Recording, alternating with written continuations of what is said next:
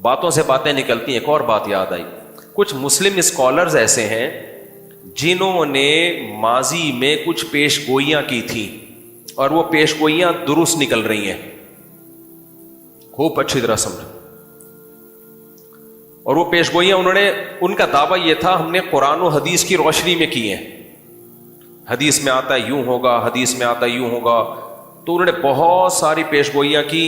یہ اس پہ کلپ بنانا ہے لازمی. تو بہت ساری پیش گوئیاں انہوں نے کی قرآن و سنت کی روشنی میں, علامات قیامت کی روشنی میں, یہ ہوگا یہ ہوگا. ان کی کچھ پیش گوئیاں ٹھیک نکلی.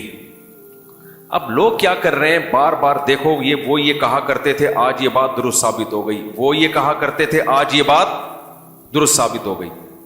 تو ایک بات خوب اچھی طرح سمجھ لیں, قرآن و سنت میں قیامت کی علامات کے بارے میں جتنی علامتیں بیان ہوئی ہیں, اس کے بارے میں جو صحیح تحقیق کے بعد جو بات علماء نے کی ہے وہ یہ ہے کہ کسی پیش گوئی کا کوئی اسپیسیفک ٹائم نبی کریم صلی اللہ علیہ وسلم نے نہیں بتایا ہے. لہذا ان پیش گوئیوں کی بیس پہ ہمیں کوئی کام کرنے کی یا پالیسی بنانے کی اجازت نہیں ہے. پالیسی یا پلاننگ بنائی جائے گی گراؤنڈ ریئلٹی کو دیکھ کر, ان پیش گوئیوں کو دیکھ کر نہیں بنائی جائے گی. ان پیش گوئیوں کا ہم کیا کریں, بس ایمان رکھیں. بس میں ایک مثال سے بات سمجھاتا ہوں. حدیث میں آتا ہے کہ حضرت عیسیٰ علیہ السلام نازل ہوں گے قرب قیامت میں. غامدی نے اس کا انکار کیا. غامدی کے فالوورز میرا بڑا مذاق اڑا رہے ہیں اور کہہ رہے ہیں مفتی صاحب کے پاس علم نہیں ہے. جب غامدی صاحب کا یہ کلپ چلا ہے نا, قرآن میں بدترین تحریف کی ہے غامدی صاحب نے, اور قرآن سے ثابت کرنے کی کوشش کی ہے کہ حضرت عیسیٰ کی وفات ہو گئی ہے. حالانکہ قرآن میں بھی ہے کہ آسمانوں پہ اٹھایا گیا, اور حدیثوں میں تو بہت واضح ہے. بخاری اور مسلم کی متفقن علیہ صحیح حدیث ہے, اور باقی حدیث کی کتابوں میں بھی ہے. لَيُوشِكَنَّ أَن يَنزِلَ فِيكُمُ ابْنُ مَرْيَمَ حَكَمًا وَعَدْلًا, مریم کے بیٹے تم پر ضرور بالضرور آسمان سے نازل ہوں گے, حکم بن کے, حاکم بن کے, عادل بن کے.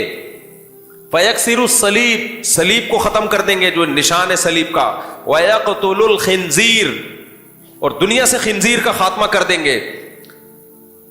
اتنی واضح حدیثیں ہیں. لیکن پروفیسر غامدی صاحب کیا کہتے ہیں ان حدیثوں کا جواب, کہ یہ تاریخی, بخاری اور مسلم یہ تاریخی واقعات ہیں. یعنی پیغمبر کے اقوال کو صرف کیا ایک حیثیت دی جا رہی ہے, ہسٹری کی کتابیں ہیں. ہسٹری کی کتابیں اوتھینٹک ہیں یا نہیں ہے, یہ بتاؤ اوتھینٹک ہے یا نہیں ہے. اگر ہمیں ہسٹری بتا رہی ہے کہ نبی نے ایسا کہا ہے اور اس ہسٹری کو بیان کرنے والے سارے قابل اعتماد ہوں, تو آپ کیوں نہیں مان لیتے نبی نے ایسا کہا ہے؟ اور آپ جب آپ کے فیور میں حدیث جاتی ہے آپ فوراً حدیث پیش کرتے ہیں, جب آپ کے اگینسٹ جا رہی ہوتی ہے تو آپ فوراً کیا کرتے ہیں, تاریخی کتابیں. تو حضرت عیسیٰ ابن مریم قرب قیامت میں نازل ہوں گے. اسی حدیث کی بیس پہ صحابہ کا بھی عقیدہ, تابعین کا بھی عقیدہ. پھر امام طحاوی حنفی رحمہ اللہ تعالی, بہت بڑے محدث, انہوں نے عقیدے کی ایک کتاب لکھی العقیدۃ الطحاویہ. اس کتاب پر پوری امت کا اجماع ہوا. اس کتاب میں وہ عقیدے بیان کیے گئے جو اہل سنت والجماعت کے متفقن علیہ عقیدے, حتیٰ کہ اس میں غیر اہل سنت والجماعت نے بھی اتفاق کیا. یعنی اس عقیدے میں حضرت عیسیٰ والے, شیعہ بھی مانتے ہیں کہ حضرت عیسیٰ نازل ہوں گے. اتنا مضبوط اجماع ایک بات پر ہو گیا کہ حضرت عیسیٰ زندہ ہیں آسمانوں پہ, قرب قیامت میں نازل ہوں گے. اس کے بعد ان کی موت واقع ہوگی. بشر ہے, موت ہر بشر پہ واقع ہونی ہے, لیکن حضرت عیسیٰ پہ موت واقع نہیں ہوئی. اس قدر مضبوط اجماع اس مسئلے پر, غامدی صاحب نے اجماع کی بھی دھجیاں اڑا دی. اجماع میں ایسی ٹیکنیکل بحث کی, یہ کون سا اجماع, کیڑا اجماع, یہ والا اجماع نہیں, وہ والا اجماع, پتہ نہیں, ہر چیز میں رخنا ڈال دیا. کچھ اسکالرز ایسے ہیں جن کا کام ہے ہر چیز میں کنفیوژن پیدا کرنا. بس ہر چیز میں کیا پیدا کرنا, کنفیوژن پیدا کرنا. میں اس کی ایک مثال دیتا ہوں, پھر میں اپنی اصل ٹاپک کی طرف آتا ہوں. 2-4 چپیٹے عاملوں کو اور لگاؤں گا, پھر اصل ٹاپک کی طرف جاؤں گا. دیکھو کنفیوژن کسے کہتے ہیں. دیکھو ہماری کرکٹ ٹیم تھی, اس کا نام تھا فرینڈز کرکٹ کلب. ہماری ٹیم تھی, بچپن میں اوپنر جایا کرتا تھا اور چوکے چھکے بھی لگایا دیا کرتا تھا, کبھی کبھار, زیادہ نہیں. لیکن مجھے بھیجتے تھے جب چوکے چھکے لگانے ہوتے تھے. بیان میں بھی لوگ کہتے ہیں آپ چوکے چھکے لگا رہے ہوتے ہو. خیر, تو ہم چونکہ بچے تھے, فرینڈز کرکٹ کلب ہماری ٹیم کا نام تھا, اور ہمارا مقابلہ ہوتا تھا میچور لوگوں سے, کیونکہ ہمارے محلے میں سب سے جونیئر ٹیم ہماری تھی. میٹرک کے بچے تھے اس میں, 8 9ویں اور میٹرک کے, اور جو ہمارا مقابلہ ہوتا تھا وہ سارے بڑے بڑے تھے, تو اس لیے ہم ہار ہی رہے تھے مسلسل. اب کرکٹ میں آپ کو پتا ہے ٹیشن بازیاں بہت ہوتی ہیں. ٹیشن بازیاں پتہ ہے نا, ایسے جیسے پہلے ہاریں گے, پھر اس کے 6 مہینے تک تبصرے چلیں گے بلا وجہ کے, کیوں ہارے, اصل میں اس کو یہاں تھوڑا سا جو وکٹ کیپر ہے اس کو تھوڑا سا یوں کر دو, وہ تھوڑا سا کنفیوز تھا, وہ تھوڑا سا ڈپریشن میں محسوس ہو رہا تھا. ایسے بیکار قسم کے ٹی وی پہ, ابے گیند بلہ ہے, اٹھا کے لگ گیا, نہیں لگا, اتنا زیادہ اس کو بیٹ کے ویلیو دینا. اس لیے پاکستان ہارتا ہے, مجھے غم نہیں ہوتا, لوگ ڈپریشن میں جا رہے ہوتے ہیں, ہائے ہار گیا. ابھی ہم امریکہ میں تھے, جو ہمارے ڈرائیور مجھے مشیگن سے لے کے جا رہے تھے, 5 گھنٹے کی ڈرائیو تھی. ایک اسٹیٹ ہے امریکہ کی مشیگن, وہاں سے وہ کون سی اسٹیٹ تھی, شکاگو, 4-5 گھنٹے کی ڈرائیو جا رہے ہیں, اور کرکٹ لگایا ہوا انہوں نے. اور پاکستان آخری بال ہے, آخری اوور چل رہا ہے, ہار رہا ہے, بہت ٹینشن. میں نے کہا بھائی تو گاڑی نہ ٹھوک دینا کہیں یار. میں نے کہا ہمیں تو پہلے سے پتا تھا ہار رہا ہے. کہہ رہے ہیں آپ کو کیسے پتا؟ میں نے کہا پتا ہے, سب کو پتا ہے کہ کیا ہوگا, اس میں کون سی ٹینشن کی بات ہے. کہہ رہے نہیں آخری اوور ہے, جیتنے کا پورا چانس ہے. تو میں نے کہا بھائی پہلے سے فرض کر لو ہار جائے گا, لہذا ٹینشن نہیں ہوگی, کیوں فرض کر کے بیٹھے ہوئے جیت جائے گا. اب وہ پٹھان تھے ہمارے دوست, ڈرائیونگ کر رہے, پشاور سوات کے تھے, یوں جا رہے کہہ رہے اسٹریس ہو رہی ہے مجھے مفتی صاحب. وہ بھار گیا, پھر نا پتہ نہیں آؤٹ ہو گیا کیا ہو گیا, ایسے یوں نا, ہاں مفتی صاحب ہار گیا پاکستان. میں نے کہا یار مجھے شکاگو پہنچا دے, میری وہاں سے فلائٹ ہے. میں نے کہا دیکھو جنگ میں ہارا ہے یا جیتا ہے؟ کہہ رہے جنگ میں جیتا ہے. بس جو جنگ میں جیتتے ہیں وہ کھیل کے میدانوں میں ہار جائیں. کوئی دیکھو مودی, میں جب بھی انڈیا کے خلاف بات کرتا ہوں, انڈیا مراد نہیں ہوتا, مودی سرکار. انڈیا تو ہمارا پڑوسی ملک ہے, وہاں اردو بولنے والے, ہندی اردو ایک ہی زبان ہے, بہت سی چیزوں میں کلچر سیم ہے. 2010-11 تک وہاں کی جو گورنمنٹ تھی وہ پاکستان سے دوستی کی قائل تھی. دونوں ملکوں کے ویزے مل رہے تھے, دونوں ملک اکنامکلی ترقی کر رہے تھے, سمجھوتا ایکسپریس چلائی جا رہی تھی. یہ تو مودی نے آگے بیڑا گرک کیا ہوا ہے. تو ہندوستان کے عوام کو اگر ہندوستان کو بچانا ہے تو مودی کو ہٹاؤ, کسی انسان کے بچے کو لے کر آؤ, اس صحیح آدمی کو لے کر آؤ. تو میں نے ان سے کہا, میں نے کہا دیکھو انڈین فلموں میں انڈیا بہت اچھی فائٹ کرتا ہے, اللہ معاف فرمائے, کچھ فلمیں میں نے بھی بچپن میں دیکھی, اللہ معاف فرمائے, توبہ کر لیے. تو ہم پاکستانی فلم جب دیکھتے تھے تو اس میں جو مکہ لگاتا تھا نا ہیرو, ہمیں نظر آ رہا ہوتا 6 فٹ دور سے جا رہا ہے وہ مکہ, بھیشن کی آواز ایسے آ رہی جیسے ایٹمی دھماکہ کیا ہے, اور ہیرو نے جس کو مکہ مارا ہے نہیں, یہاں سے گھمایا ہے, اور وہ حبیب بینک کی بلڈنگ سے اڑتا ہوا جا کے کراس کر کے گر رہا ہے. یہ فلموں کا حال تھا ہماری. تو یہ فلموں کی فائٹ ہے, سمجھ رہے ہو. انڈین فلموں کی فائٹ ایسی نہیں ہے. انڈین فلموں میں ایسا لگتا ہے کہ لگ گیا ہے ناک پہ, اور وہ ڈھن کی آواز نہیں آئے گی, تھوڑی سی انہوں نے اتنی رکھی ہوئی جتنی ناک پہ لگنے سے آنی چاہیے. تو میں نے کہا بھائی فلمی دنیا کے وہ ہیرو ہیں, اس میں 2 رائے نہیں ہو سکتی. ریئل لائف میں اس طرح لڑے, ریئل لائف میں جب ہمارا فوجی مودی کے کسی بندے کو مکہ مارے گا تو ناک پھوڑ دے گا, اور وہی دھماکے کی آواز آئے گی جو فلموں میں آیا کرتی تھی, سچی مچی میں آئے گی وہ. تو ہارنے دو, کرکٹ کے میچوں میں کچھ نہیں ہوتا میرے بھائی. قوموں کی تقدیریں کرکٹ کے میچوں سے نہیں بنتی, میدان جنگ میں بنتی ہیں. ہمارے فوجی کے پاس جذبہ ہے کہ ہم اللہ کے لیے لڑ رہے ہیں, ملک مسلمانوں کا ہے, لڑ کس کے لیے رہے ہیں؟ اللہ کے لیے لڑ رہے ہیں. ان کے پاس کیا جذبہ ہے؟ آپ میڈیا پہ دیکھ لو, ہمارے فوجی کی لاش جب گھر میں آتی ہے تو اس کی ماں کا بیان سنا کرو. کہتی مجھے فخر ہے میرے بیٹے نے اللہ کے لیے جان دی ہے. ان کے فوجی کی لاش جب گھر میں جاتی ہے ان کی ماؤں کا چیخنا سنا کرو. وہ کہتے ہیں مودی نے مروا دیا. تو اس لیے وہ دوبارہ میں ان بھائی سے جو ان کا نام بھی مجھے یاد ہے یار, شاہد نام تھا, شاید شاہد یا عزیز نام تھا, وہ نہیں جو ولاگ میں بھی مچھلی بنا رہے تھے. ابے جو ولاگ میں نے مچھلی پکڑی تھی پھر وہ پکا رہے تھے, عزیز نام تھا, جو بھی تھا بہرحال. تو میں نے ان سے کہا, میں نے کہا بھائی چھوڑ دو کیا ہے مسئلہ ہے, لیکن خیر ایسے جذباتی ہو رہے ہوتے ہیں میچ دیکھ دیکھ کے, ڈپریشن میں جا رہے ہوتے ہیں پاگل. کم چیزیں پہلے ڈپریشن کے لیے. جیت گیا ہے تو ٹھیک ہے خوشی منا لو, چلو جیت گیا, ہار گیا تو بولو کوئی ایسی بات. یار واقعات یاد آتے ہیں نا. ٹینشن دور کرنے کے نا کچھ ٹیکنیکل طریقے ہیں, وہ ٹیکنیکل طریقے اختیار کیا کرو. میں اکثر بتاتا ہوں نا, ایک صاحب مجھے کہنے لگے میں نے ایک بندے کا قرضہ دینا ہے, بہت ٹینشن میں ہوں. میں نے کہا ٹینشن تو پارسل کر دے. آپ کے کندھے پہ بہت بوجھ ہو, 10 کلو کی بوری رکھی ہوئی ہو, آپ ٹینشن میں ہو, بوری کسی اور کے سر پہ رکھ دو گے تو آپ کی ٹینشن کیا ہو جائے گی, ختم. کہہ رہا میں بہت ٹینشن میں ہوں, میرے اوپر اتنا قرضہ اتنا قرضہ اتنا. اصل وہ مجھ سے پیسے مانگنے آئے ہوئے تھے.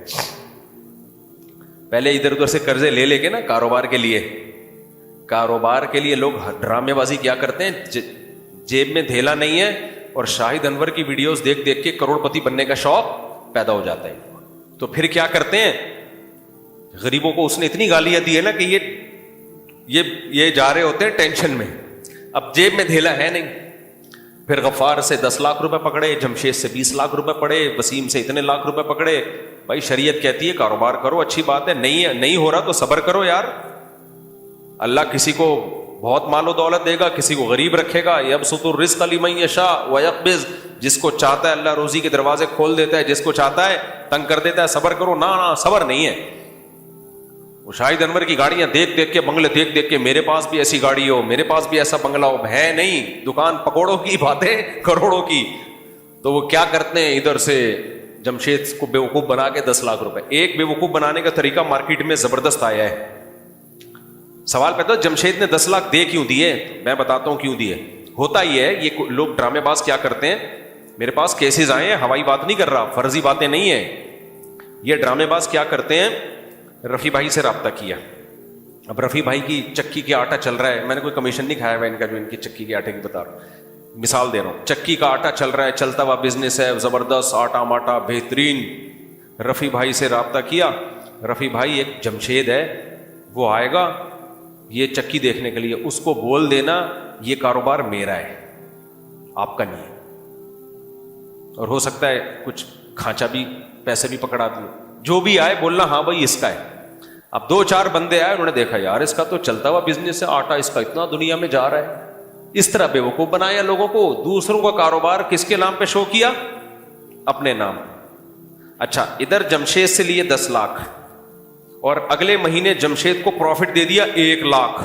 جمشید کی تو سبحان اللہ یار, 10 لاکھ پہ ہر مہینے کیا مل رہا ہے, 1 لاکھ. 10 مہینوں میں تو یہ فوراً ریکوری, یہ سچی مچی میں ہو رہا ہے فراڈ. ادھر وسیم کو بولا ابے ادھر آ, میرا چلتا ہوا بزنس ہے, جمشید سے جا کے پوچھ, 10 لاکھ لیے تھے, ہر مہینے 1 لاکھ پروفٹ دے رہا ہوں اس کو. وسیم نے کچھ کہے بغیر ہی 20 لاکھ پکڑا دیے کہ اس کو 1 لاکھ دے رہا ہے تو میرے کتنے ہوں گے, 2 لاکھ. 2-3 بندوں کو دیے. اب محلے والے خود ہی آئیں گے آپ کے پاس. اب آپ نے تھوڑے سے نخرے دکھانے ہیں. کیا دکھانے, نخرے. اب آئے گا غفار, یار سنا ہے آج کل بڑا پروفٹ ہے, تیرے چکی کے آٹے چل رہے ہیں. اور صرف ایک بزنس تھوڑی, جوتوں کی دکان میں جا کے اس کو بولا, بندہ آئے گا اس کو بول دینا میرا ہے. کس کا بزنس ہے, میرا بزنس, اپنا نہیں ہے, میرا ہے, اس کے پیسے لے لے تو اتنے. اب 2 بندوں کو تو آپ نے بیوقوف بنایا, باقی خود بیوقوف بننے کے لیے آپ کی خدمت میں حاضر ہوں گے. غفار صاحب آئیں گے, یار سنا ہے تو جمشید کو 1 لاکھ روپے دے رہا ہے. اب میرے پاس فالتو ٹائم نہیں ہے بھائی, میرا چلتا ہوا بزنس ہے, بس کر یار, کسی اور کے پاس پیسے لگا یار. انویسٹر کی بھی کمی نہیں ہے اور میرے پاس جو ہے وہ پیسوں کی کمی نہیں ہے. یار لگا لے یار, بھائی بندی بھی کوئی چیز ہوتی ہے یار. یار ایک تو تم لوگوں نے تنگ بہت کیا ہوا ہے یار, میں اتنے پیسے کدھر کھپاؤں گا, مجھے ضرورت نہیں ہے. اندر اندر تو لڈو پھوٹ رہے ہیں کہ لا اپنے جیسے 6 بیوقوف اور لے آ. اندر اندر لڈو پھوٹ رہے ہیں کہ صحیح بزنس. مزاربت میں یہی تو ہوا ہے جو مزاربت اسکینڈل چلا تھا. جو مزاربت اسکینڈل چلا تھا نا, اس میں نے بولا تھا یہ مفتی لوگوں کو الو بنا رہا ہے. ایک تو یہ مفتی ہے نہیں, اور یہ مولویوں کو بھی الو بنا رہا ہے, عام لوگوں کو بھی. اور دیکھنا آخر میں کروڑوں روپے لے کے مارکیٹ سے شارٹ ہوگا. یہ وہی ہوا. لیکن ہماری قوم کا دماغ خراب ہے, اب بھی اس کو فیور کر رہے ہیں. کہہ رہے ہیں اصل میں ایجنسیوں نے جب دیکھا نا اتنا پیسہ آ گیا ہے تو پھر ایجنسیوں کو اچھا نہیں لگا. اپنی بے وقوفی کسی اور پہ ڈالو تو پھر غفار آئے گا یار 10 میری طرف سے لے لے, پھر ستار آئے گا یار 15, ایک دن ریاض ملک آ جائے گا. ملک ریاض ہے, ریاض ملک ریاض آئے گا, بولے گا میں بے وقوف ہوں, بحریہ ٹاؤن بنا کے بیٹھا ہوں. خیر وہ نہیں آئے گا, وہ خود کھیڑو ہے, اس کو پتہ ہے اس کو پتہ ہے کیسے لوگ چونا لگاتے ہیں. لیکن بے وقوف لوگ دنیا میں بہت ہیں. ایک ایک کر کے آئیں گے, پیسے پھینک کے جائیں گے. اس کے بعد جب آپ کے پاس ایک اچھا خاصا اماؤنٹ جمع ہوا, 2 اس کو پکڑا, 1 اس کو پکڑا, اس کے بعد پھر آپ مارکیٹ سے شارٹ. پیسہ تو آپ نے کہیں باہر منتقل کر دیا ہنڈی منڈی کے ذریعے. اس کے بعد پھر آپ روتے پھرو گے. اگر یہی رہنا ہے یا تو باہر بھاگ جاؤ, اور اگر یہی رہنا ہے باہر نہیں جانا تو آپ روتے پھرو.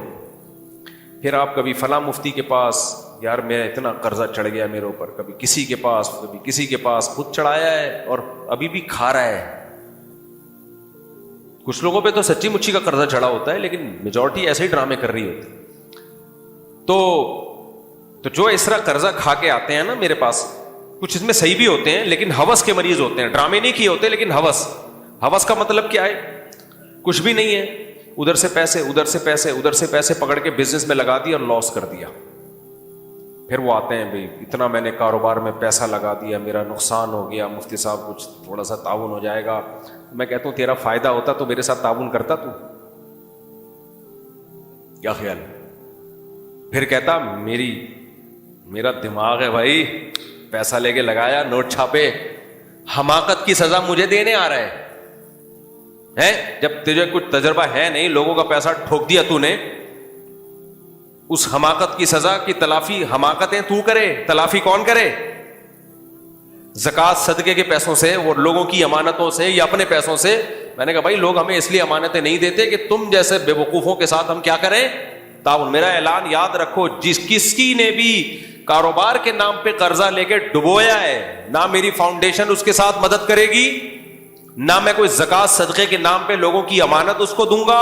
بھوک سے مر رہا ہو مر جائے, ہاں بالکل مرنے لگے گا تو 2 نوالے ڈال دوں گا, زندہ رہ جائے بس. وہ تو اپنے خرچے پہ بھی کر لیتا ہے. تو مرنے لگے تو بتا دینا بھائی. ہوس ہے, نوٹ چھاپنے کا شوق ہوتا ہے, کروڑوں روپے کے قرضے میں ڈوب جاتے ہیں, پھر بھیک مانگتے پھرتے ہیں. اور یہ ایک ذہن میں رکھو, ایسے لوگ بھیک لے کے بھی اس کو بھی کاروبار میں لگاتے ہیں, وہ بھی گھر پہ نہیں خرچ کریں گے. دیکھو ہمارے تجربوں سے فائدہ اٹھا لو. ہم نے اسی ملک میں انہی لوگوں میں زندگی گزاری ہے. پیسوں کے نام پہ کسی کے 2 آنسو دیکھ کے مت پھسل جایا کرو, بہت فراڈ ہوتا ہے. تمہاری جیب میں جب پیسے نہیں ہیں تو تم دوسروں سے قرضہ لے کے کیوں کاروبار کر رہے ہو؟ یا تو تمہارے باپ دادا کو کوئی صدیوں سے بزنس چلا آ رہا ہو نا, پھر ایک الگ بات ہے. نارمل آدمی کچھ بھی نہیں ہے, قرضے لے کے لوگوں کے پیسے ڈبو رہا ہے بیٹھ کے. روکھی سوکھی کھاؤ, 2 ٹائم کی سوکھی روٹی چائے میں ڈبو کے کھایا کرو, خوش ہوا کرو. لوگ کہتے ہیں کہنا آسان ہے, عمل مشکل ہے. مشکل عمل ہے 3 دن تک, چوتھے دن عادت پڑ جائے گی. روزہ رکھنا 3 دن مشکل ہوتا ہے, چوتھے دن یوز ٹو ہو جاتا ہے آدمی. سمجھ رہے ہو؟ روزے میں تو بھوکا پیاسا رہتا ہے, یا تو پھر بھی کوئی آپ کو کچھ نہ کچھ مل رہا ہے. تو انسان کو اللہ نے باڈی میں بڑی لچک رکھی ہے, جس چیز کا عادی بنائے بن جاتا ہے عادی. تو اس لیے غربت کا بھی عادی بنے گا, 3 دن 4 دن 1 مہینہ, اس کے بعد عادی ہو جائے گا. ایک آدمی گیا نا, غریب آدمی نجومی کے پاس, کہا یار میرے ہاتھوں کی لکیریں دیکھ کے بتاؤ کیا ہونے والا ہے. اس نے کہا کہ تو 10 سال تک مزید غریب رہے گا. یہ خوش ہو گیا, کہہ رہے اس کے بعد, کہہ رہے پھر تجھے غربت کی عادت پڑ جائے گی.